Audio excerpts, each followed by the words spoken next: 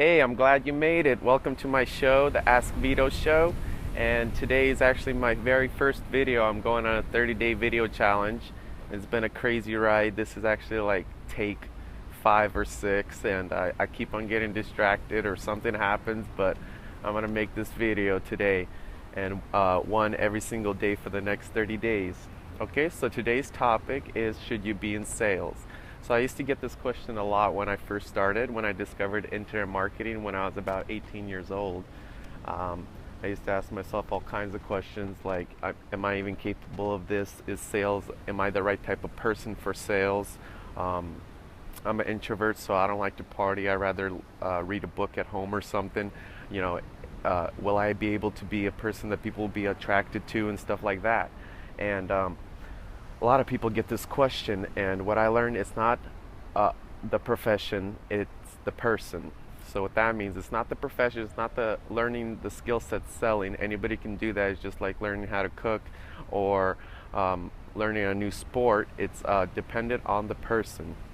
So it's dependent on the person's hustle. So it's not the profession, it's the person.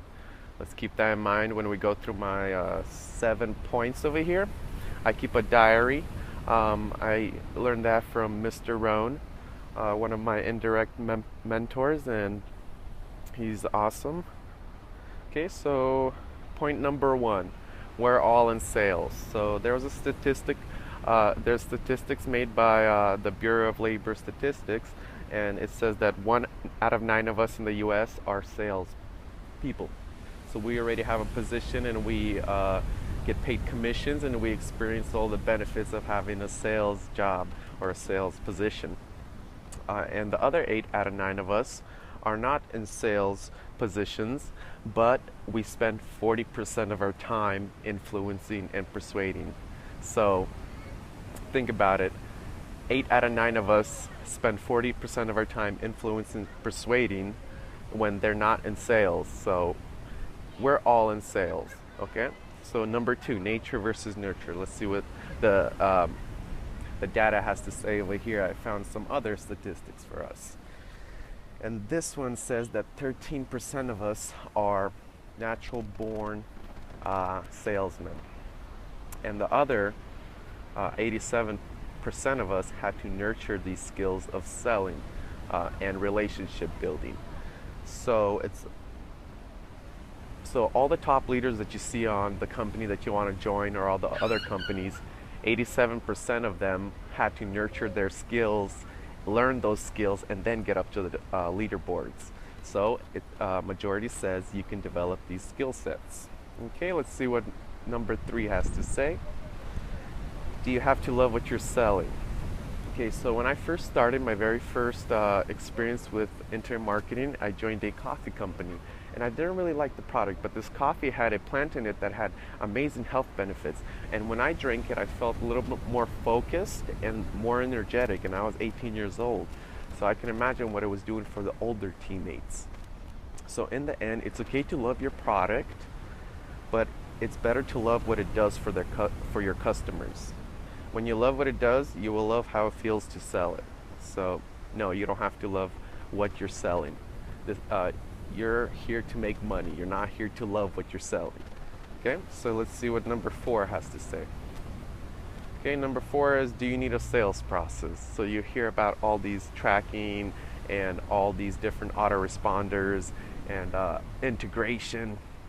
You guys got to remember that it's all terminology. Like when I first started, I got all confused.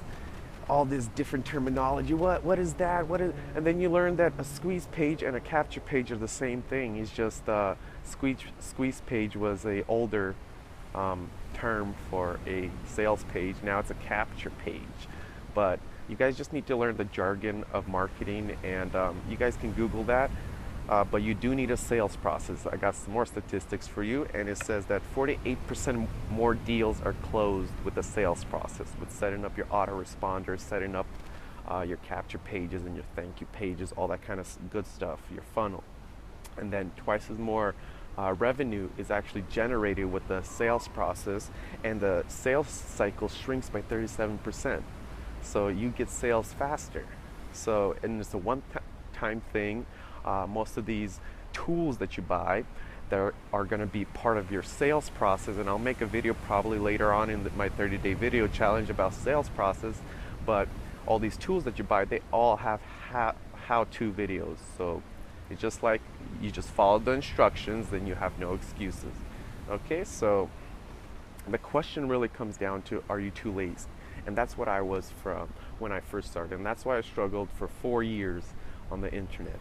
Okay, I didn't follow instructions, and I didn't do what the top earners were doing. I thought I can get away with not having a sales process. No, you can't. It's like any other trade. You have to do the things that people have been doing. You know, you can't just make up your own way. So you need to follow instructions. You need to set up a sales process. Go on Google it, or later on I'll talk about it on the AskVitoShow. Okay, so let's see, number 5. So should you be in sales?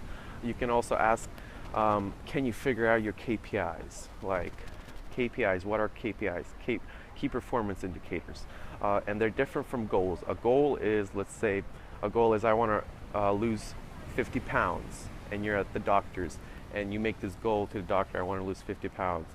That's a goal. The difference between a goal and a key performance indicator is a key performance indicator would be like, okay, I need to lose a certain amount of calories.